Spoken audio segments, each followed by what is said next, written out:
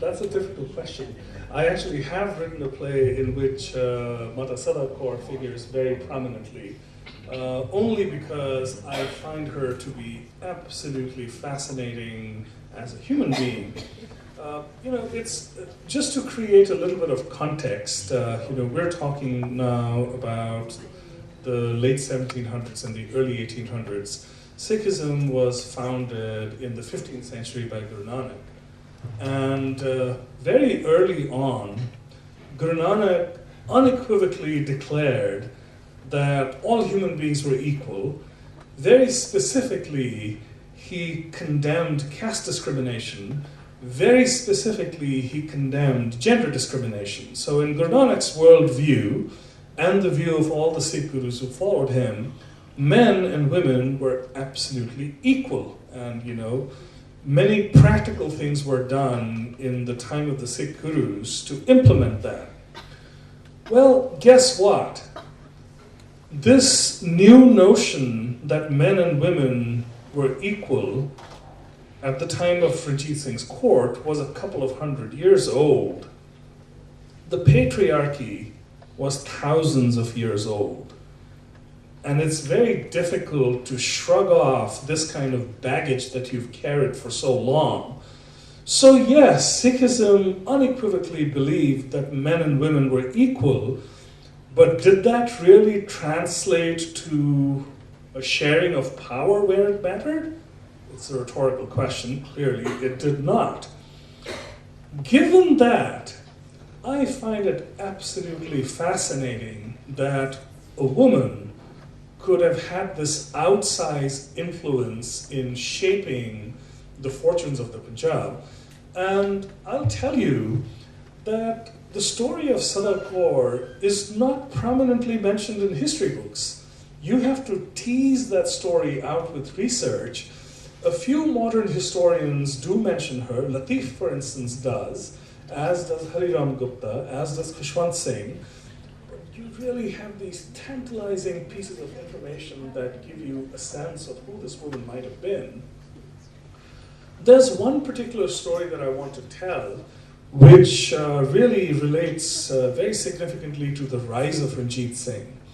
So the time was the 1790s. Ahmad Shah Abdali had been long gone.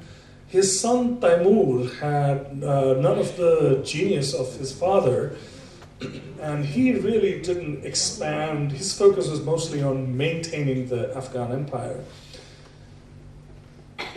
Taimur's son Zaman Shah, or Shah Zaman as he is variously referred to, was more ambitious. It really rankled that the Punjab, which he absolutely and unequivocally felt belonged to the Afghans, was under the control of the Sikhs. So he decided to do something about it. Like his grandfather had done many times before, he put together an invading force and prepared to attack. Now, the Sikhs had always been very pragmatic. They recognized that they did not have the military might to take the Afghans on, full steam or head on. So the tactic that they would always employ was that when the Afghans descended upon the plains, the Sikhs, the soldiers, would go and hide. Some would go into the forests, some would go into the deserts, and then they would harry the Afghans on their way back. That was the celebrated Sikh way of fighting. In fact, if you'll humor a small digression, there's a Punjabi term that I want to share that defined this guerrilla tactic. It was called Tai Fat, which literally means 2.5 blows. So the Sikhs would attack, then they would retreat and entice their foes to come after them, and then they would attack them again. That's how they used to fight. So the Sikhs were getting ready. Shah Zaman was approaching the Jhelum River, the westernmost extremity of the Punjab, and the Sikhs were getting ready to deploy along their usual lines. Now there's a very important institution in the Sikh faith, which was very important in these times, but perhaps has fallen by the wayside in modern times. It's called the Sarbat Khalsa, which literally means a gathering of all the Khalsa or all the Sikhs. Traditionally, when anything of tremendous significance had to be decided upon, the leader of the Akal Takht in Amritsar would call for the Sarbat Khalsa. Of course, every Sikh didn't show up, but the point was that in this very Republican tradition, large groups of Sikhs would show up representing the entire body politic. There would be free and open discussions and arguments and fights, very robust arguments, and then at the end of it, a decision would be taken, and it would be announced by the Jathedar or the leader of the Akal Takht, and it would literally be called Gurmata, or the Council of the Guru, and it would be treated as a sacred writ, and no matter who had taken up what position during the argument, everyone would follow. That was the process. So Shah Zaman is approaching, he's close to the Jhelum, a Sarbat Khalsa is called at the Sri Harmandir side in Amritsar. All the Sikh Sardars or chiefs are in attendance, there's a vigorous debate, and it's decided, can't take them on. It's time to retreat again. And then a woman gets up. Some of the men are probably scratching their heads and wondering, why is she here? What business does she have to be over here? She gets up and she speaks. And she challenges the men.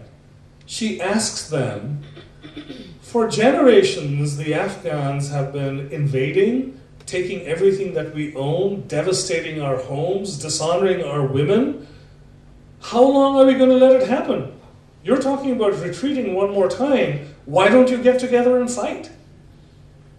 Everybody shakes their head. No, we can't do it. This woman gives a rousing speech. She shames all the men. She tells them that if you want to run, run. I'm going to put on armor and I'm going to fight. Finally, it is decided that we will confront the Afghans. And then the question comes up, who's going to lead the Sikh forces? Her husband is dead. She can't lead the forces on her own. And that's when she gets up and says, my 17-year-old son-in-law will.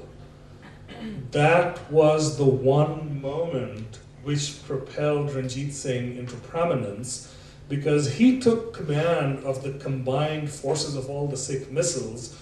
For the very first time, the Sikhs, or any of the Indians, confronted the Afghans head-on and defeated them. It was shown that it was possible, and that's when the legend of Ranjit Singh began to grow. But that was not all. 3 years later, the city of Lahore had always been the undisputed capital of the Punjab, no matter what the regime. At that time, it was under the control of the so-called Bhangi missile, which was very corrupt. The citizens of Lahore wanted this young man who was showing so much promise to take over.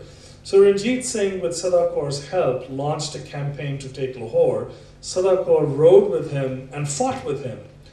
That was the extent to which she influenced Ranjit Singh, and that was the extent to which she contributed to the establishment of his empire. Thinking back, going back to those times, the notion that a woman would have the strength of character, the capability, and the ability to persuade and lead to this extent is absolutely mind-boggling. So that's why it's an easy decision, when you ask that question. Unequivocally, she is, one of the most fascinating characters that I saw in Ranjit Singh's court. Her tragic end is a story in itself, and we don't have time to delve into it in great detail. You have to read the book for that. But she had a falling out with Ranjit Singh. She was ultimately imprisoned by him, and she died in prison penniless. And this is one thing that I have certainly never been able to understand, because it's very much at odds with the well-documented, generous and magnanimous nature of Ranjit Singh.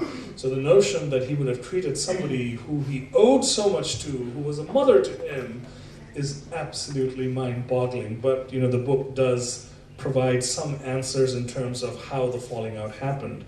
Now, since you talked about Bibi Mora, I have to tell a little story, one of my favorite stories from the book. So Ranjit Singh, as some of you may be aware of, had a very diverse and eclectic court.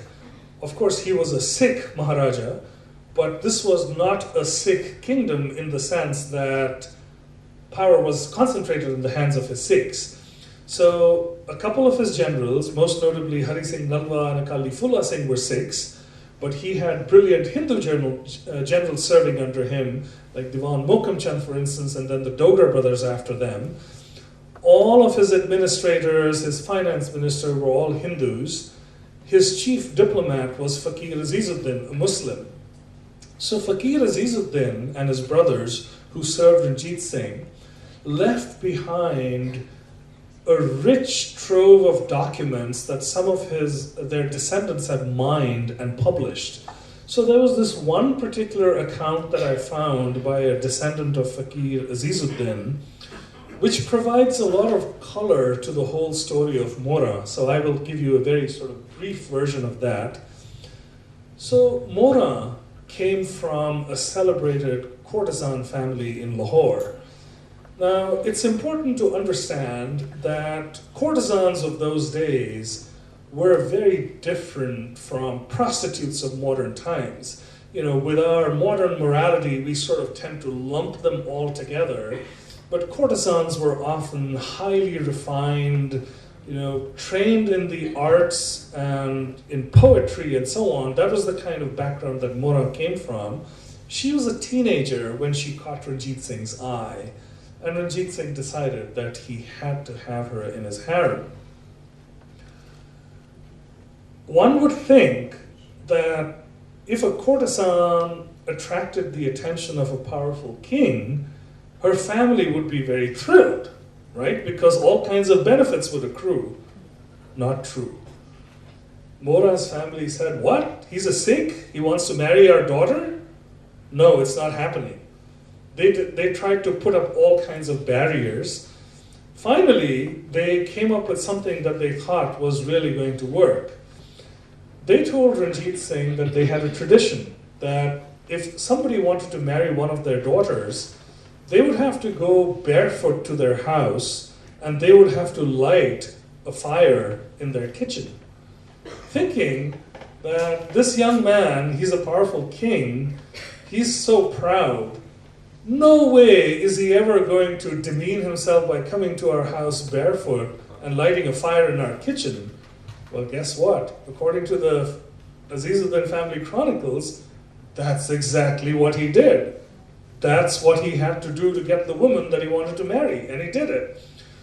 Of course, it didn't go down very well with the Sikh community, particularly the Jathedar of the Akal Takht, who was the formidable Akali Fulla Singh.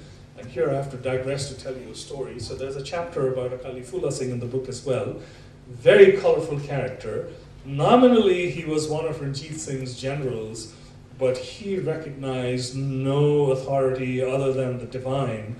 You know, there's a story that says that Ranjit Singh was once in his royal procession, and Akali Fulla Singh was sitting in one of the towers. He saw Ranjit Singh pass by on his elephant. And I have to say this in Punjabi and translate. So Akali Fulla Singh calls out to Ranjit Singh, "O Kaneya, chuhe te chad ke kithe challe hain?" What that means is, "Oh, you one-eyed man, where are you going riding on this mouse?" That's how he treated his king. And Ranjit Singh, you know, who respected Akali Fulla Singh tremendously, laughed. And he said, "Whatever I have has been given by you." That was the kind of relationship that they had. So when Akali Fulla Singh learned that Ranjit Singh had committed this offense of marrying, you know, this courtesan, he decided that he was going to be judged. And a discussion was had at the Akal Takht, the supreme seat of temporal authority within the Sikh faith, and a decision was made that he would be subjected to lashes, like Dr. Bose said. And Ranjit Singh very, very humbly subjected himself, but then recognizing the fact that he had accepted his punishment and he was being humble, he was let off with just one lash. So, you know, this story gives you a very unique insight into the personality of the emperor. So he was not just a swashbuckling hero who fought. he was a man who was passionate in many different ways. And of course, from speaking from a traditional Sikh perspective, the notion of a Sikh emperor being polygamous and having a harem and having concubines is very disturbing, as a practicing Sikh to me, but that's what history tells us. That's who he was. And there are many accounts from British travelers as well, which tell us that this was no youthful infatuation. He continued to be very, very close to Bibi Mora, pretty much all the way to the end, and she remained his favorite, much to the consternation of some of his blue-blooded wives. Thank you. Sorry about that, Sarbpreet. So I've really been struck by a lot of what you've been describing. Of course, I have other anecdotes to retell from your own book, which I find fascinating. By the colorful description of the court and everything that went on in not just the Darbar, not just Ranjit Singh's palace, but in fact the cameos, we were talking about the women, the cameos that you find in this book, a paragraph on Begum Samru, another very interesting character, on Rani Jindan.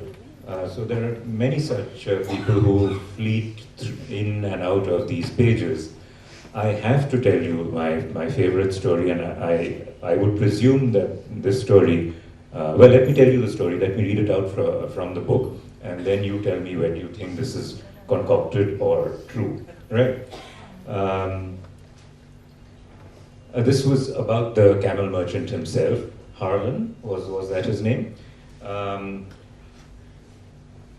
Where does it begin now? Yes. Even though Harlan was fired, Ranjit Singh was sufficiently intrigued by the notion of being cured by electric shock, because that's what he had offered to do to cure him, Ranjit Singh, of some of his troubles. Being cured by electric shock, to ask the British mission in Ludhiana to arrange for such treatment. The doctor who was sent to tend to the Maharaja was W.L. McGregor, who describes the episode very colorfully in his memoirs.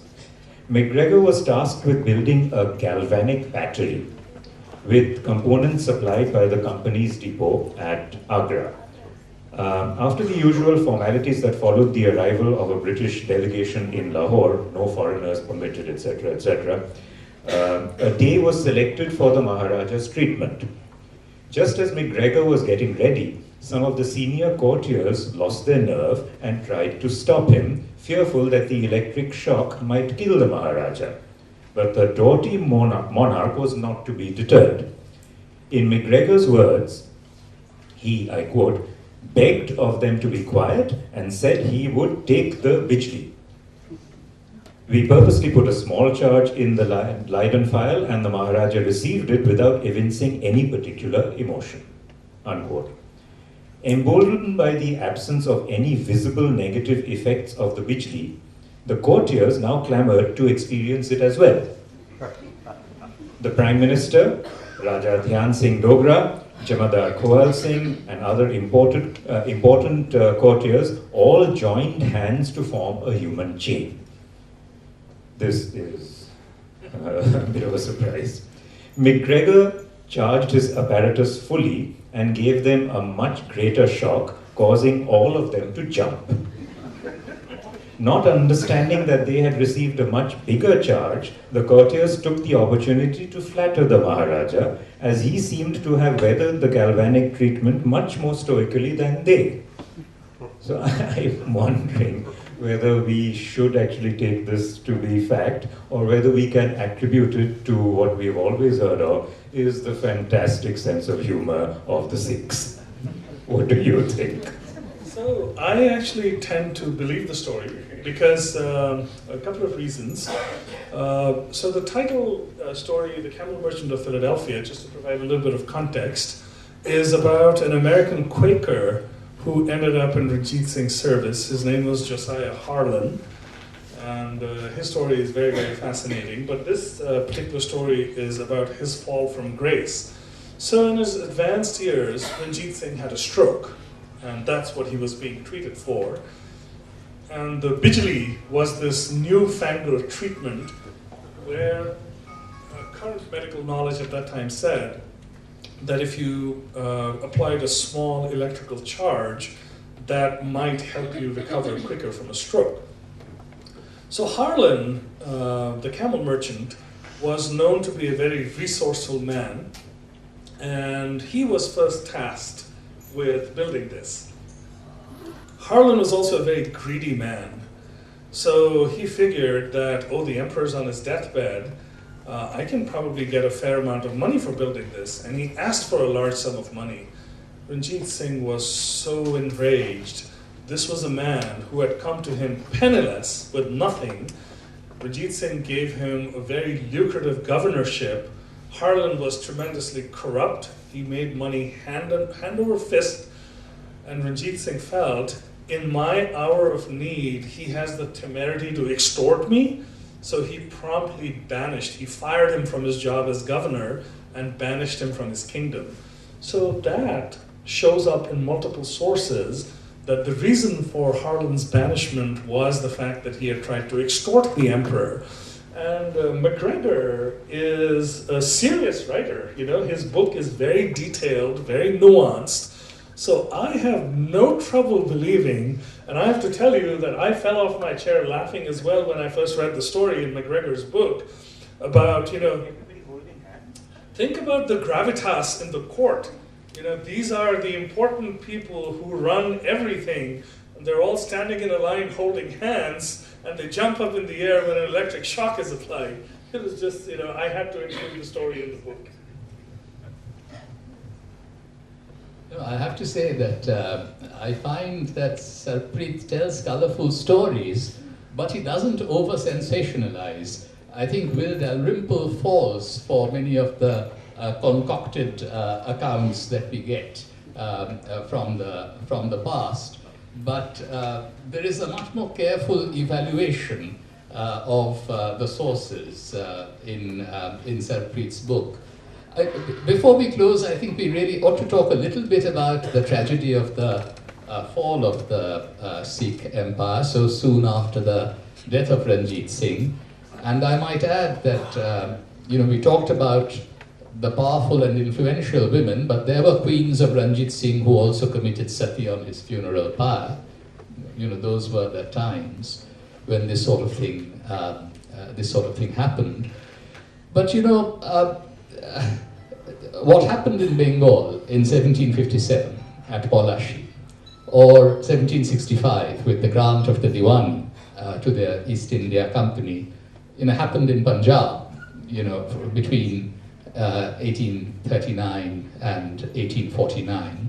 And if we look at the long history of this period, we find that there were different kinds of regional states that had come up in the course of the 18th century. There were those like Bengal, where the Subedar had turned himself into Nawab. And this happened in other places like Awadh and Hyderabad, where you had a Nizam or Arcot. But there were other places where, like Zakriar Khan, the Mughal Subedar was not able to articulate the regional aspirations. And this is where you see the rise of various warrior states. You had the Maratha Confederacy based in Pune. There was Hyder Ali and Tipu Sultan's Mysore between the early 1760s and 1799. And finally, of course, there was the Sikh kingdom built by Ranjit Singh in the 1790s, which lasted a good 4 decades. Now, the British were not that interested in Punjab and Sindh until the 1830s. It was too far from their core of interests in the subcontinent. But then they began to worry about the security of their northwest frontier, and they began to, explore trade routes. For example, the Indus was sought to be navigated by none other than Alexander Burnes. There's actually a fascinating account left by him in 1833. He thought that you could navigate all the way to Lahore from the mouth of the Indus, from the from the Delta. The same Alexander Burns, who also figures in this book, he was ultimately killed at the height of the First Anglo-Afghan War in the early, 1840s.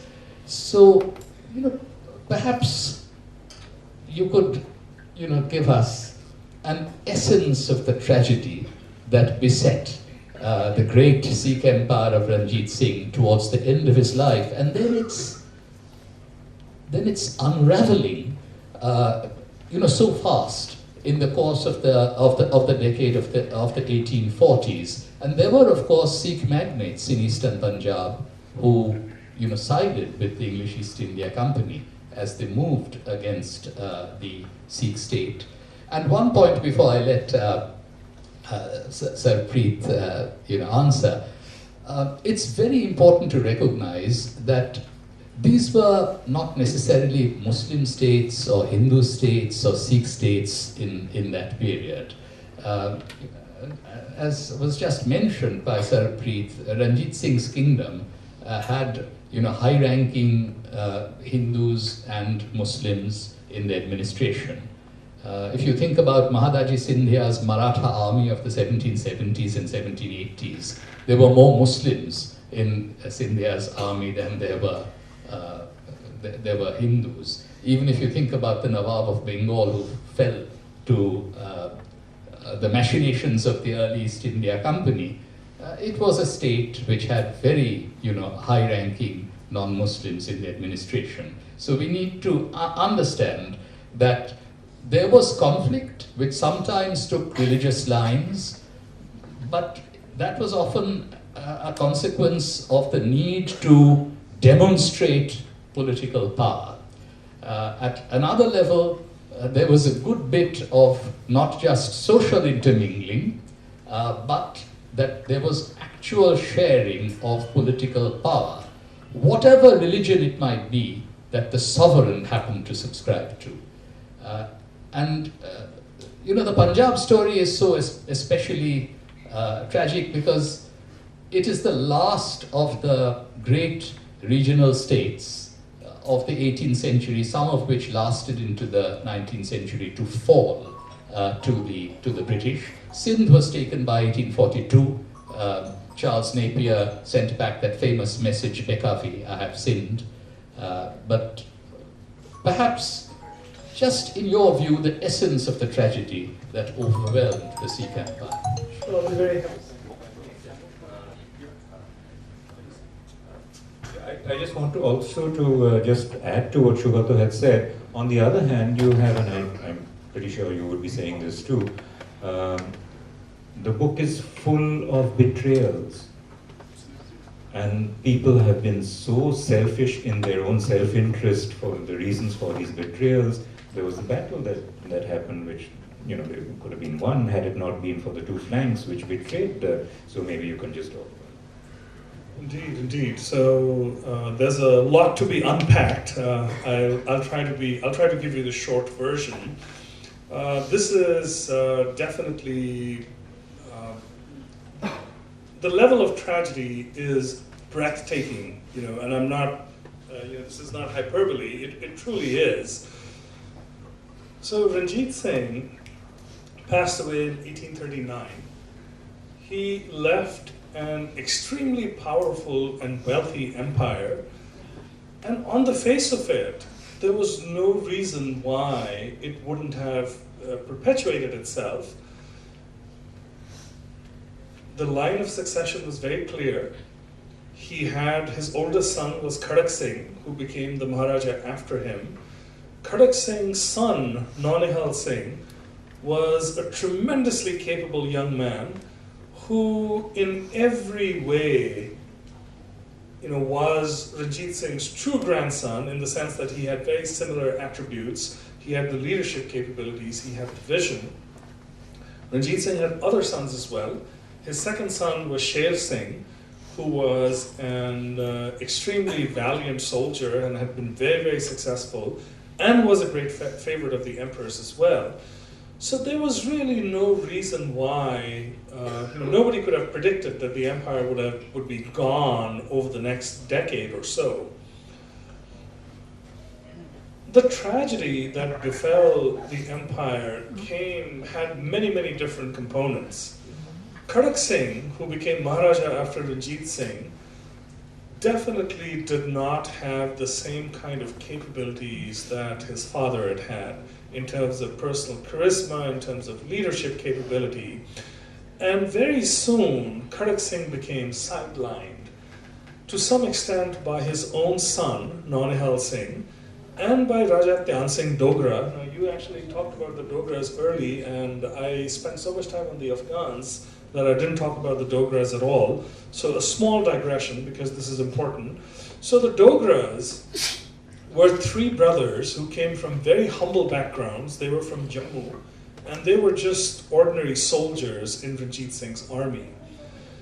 They attracted his attention and slowly started to rise in power. So of the three brothers, Gulab Singh, the eldest, was Machiavellian. That's the only way to describe him. Very clever, very cunning, very capable of furthering his own interests. Dhyan Singh Dogra, his younger brother, served as Ranjit Singh's Diwan or chief minister during his lifetime, and then fulfilled the same function for Raja Khadak Singh, and then Sher Singh after Maharaja Khadak Singh. By the way, in the Sikh tradition, it is very common to vilify the Dogras uniformly. So Dogra is almost abused in the Sikh tradition, where Dogras are de facto associated with betrayal and greed and avarice. The third brother, Suchet Singh, was not of much consequence. He was a dashing warrior and a hero, but that was pretty much it. So what I found through my research was that reality was much more nuanced. Gulab Singh, first of all, they were all very ambitious. But that was no different from everybody else in the court. Everyone wanted to further their own interests. It was abundantly clear. Gulab Singh probably deserved all the opprobrium that he got because he was very clever and he did some terrible things at the time of the fall of the Sikh Empire. Dhyan Singh Dogra, in my view, was a very upright and honorable person, and I have found nothing in my research to suggest that he ever betrayed Ranjit Singh or his empire, but this is how the events progressed. Khadak Singh is Khadak Singh is ill and weak. He has practically been deposed by his son Naunihal Singh, who's very capable, who is in partnership with Dhyan Singh Dogra, the chief minister, the prime minister. So a couple of years into his reign, Khadak Singh dies. Naunihal Singh is the new Maharaja, and the future looks very bright now. So Naunihal Singh goes to cremate his father. He cremates his father, bathes, and as he is heading back to the fort, the gateway to the fort collapses on his head.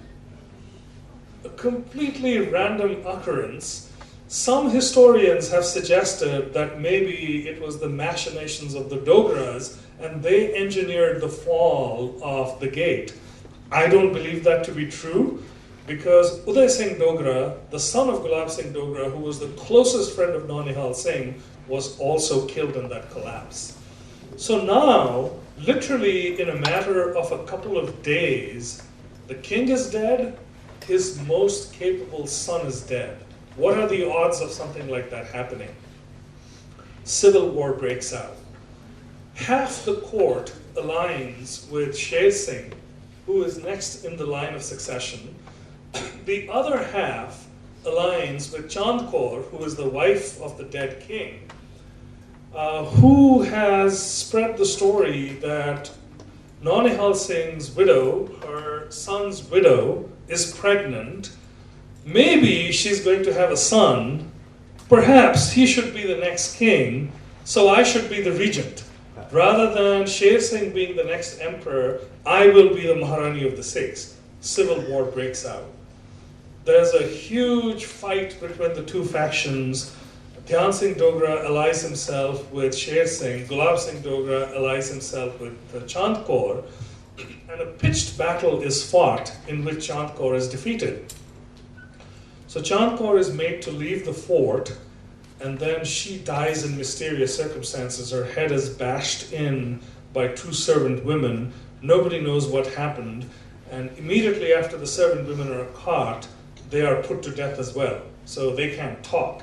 Again, the finger of suspicion points to the Dogras in a lot of resources. So now Sher Singh is the new emperor of Punjab.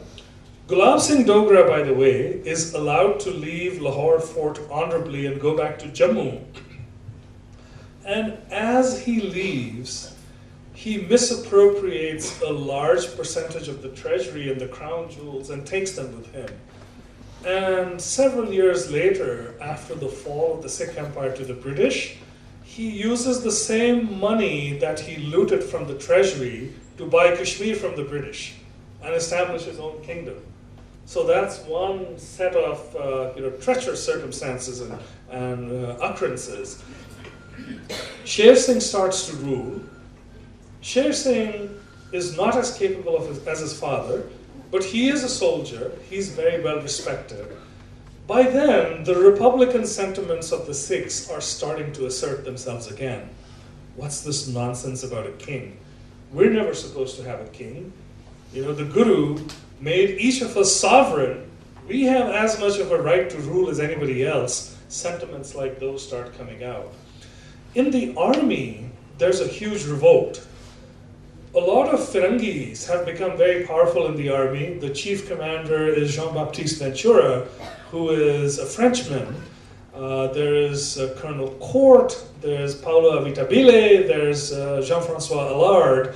All of these men exercise tremendous power. Some of them are loved by the men who served under them. Some of them are vilified and despised.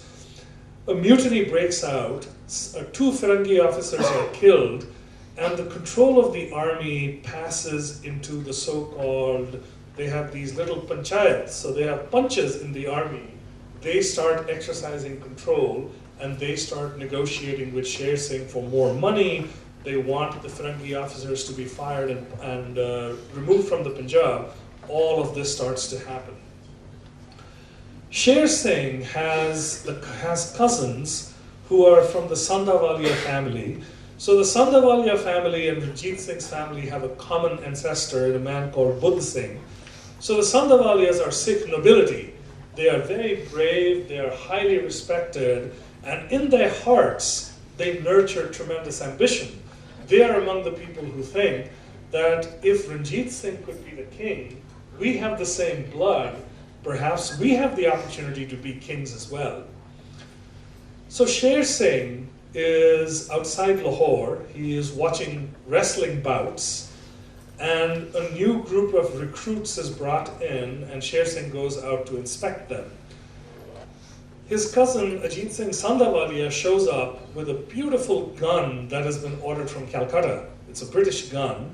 So all these men are very fond of weapons. So he says, as you inspect these soldiers, why don't you come and take a look at this beautiful double-barrel gun that I purchased? So Sher Singh comes out, Ajit Singh holds up the gun, and as Sher Singh is examining the gun and remarking how wonderful it is, he discharges both barrels into his chest.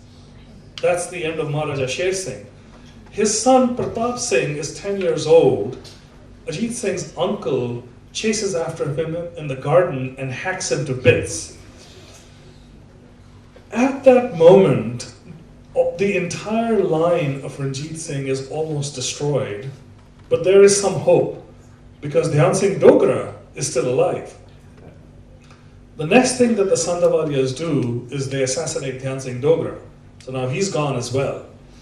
One by one, in a period of a few years, every capable person in the Darbar who could have taken the reins of the empire and propagated it through a strange set of circumstances combined with treachery is killed. The last person who has any capability left is Hira Singh Dogra. Hira Singh Dogra is the son of Dhyan Singh Dogra, and in Ranjit Singh's life, he is a great favorite of the emperors. So various accounts tell us that in Ranjit Singh's court, everybody stood. Dhyan Singh Dogra, the Prime Minister, stood behind the king. Only 3 individuals were allowed to sit in the king's presence. One of them was Khadak Singh, the heir apparent. The second one was Sher Singh, the second son. And the third one was Hira Singh Dogra, Dhyan Singh Dogra's son, because the emperor loved him like a son. So Hira Singh Dogra comes to the forefront, takes control of the Sikh army, and launches an attack on the Sandhavalias, who are quickly captured and killed. Hira Singh Dogra is a brilliant young man, and he is the last hope of the Sikh empire. It is said that he considers becoming a full Sikh. In those days, everybody looks like a Sikh, because in the court, everyone has long beards and they all wear turbans, even the Europeans, but he's not a practicing Sikh. So he decides to become a Sikh. Well, through another strange set of circumstances, there's another rebellion, this time perpetrated by another son of Ranjit Singh, who is not very capable, but of course considers himself to be a legitimate claimant to the throne, and he is killed by Hira Singh's forces. That incenses the army to such an extent that the army rises in revolt, and in a couple of days, Hira Singh is gone as well. From that point, the rot sets in. The British, now recognizing that there is tremendous chaos, want to move in. The most charitable explanation is that the British were fearful that the chaos would threaten their empire. I don't believe their motives were altruistic at all, even though the British took great lengths to explain their annexation of the Punjab. They captured the rest of India, the Indian subcontinent. This was the only part that they didn't have.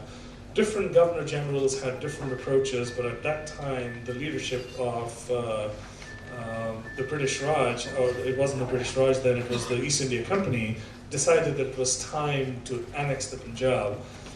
And the situation took a turn for the worse. There were a couple of Sikh Sardars who wanted to resist the British.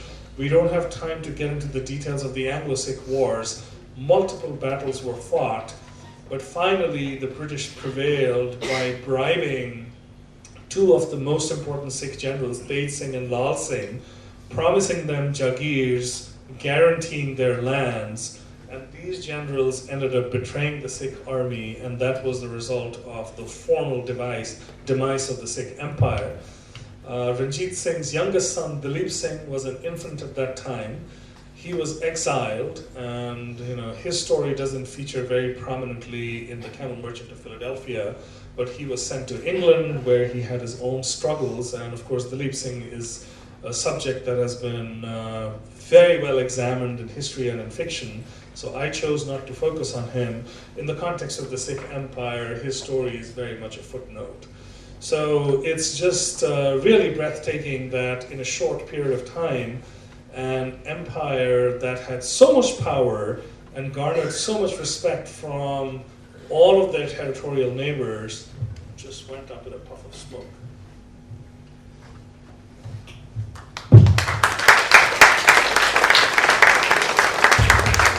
Thank you, Sarbpreet.